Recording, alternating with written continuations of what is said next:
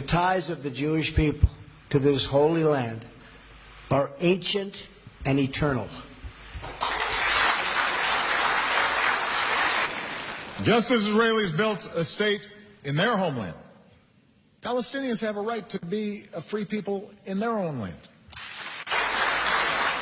They date back thousands of years, including the reign of King David, whose star now flies proudly on Israel's white and blue flag. Given the demographics west of the Jordan River, the only way for Israel to endure and thrive as a Jewish and democratic state is through the realization of an independent and viable Palestine. It is my hope that someday, very soon, Israeli children will never need to rush towards shelters again as sirens ring out loud and clear.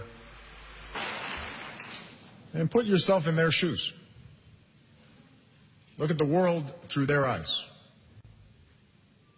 It is not fair that a Palestinian child cannot grow up in a state of their own, living their entire lives with the presence of a foreign army that controls the movements, not just of those young people, but their parents, their grandparents, every single day.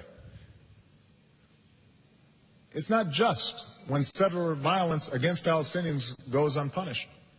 The values that practiced in Israel have inspired millions and millions of people all across the world.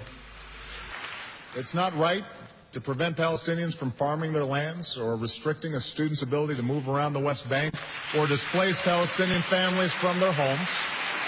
I laid a wreath at Yad Vashem, honoring, remembering, and mourning the 6 million Jews who were murdered in the Holocaust. I pledged right then and there what I pledge again today, the words, never again. Negotiations will be necessary, but there's a little secret about where they must lead. 2 states for 2 peoples. 2 states for 2 peoples. Neither occupation nor expulsion is the answer. Israelis have experienced firsthand the hatred and terror of radical violence. Israelis are murdered by terrorists wielding knives and bombs.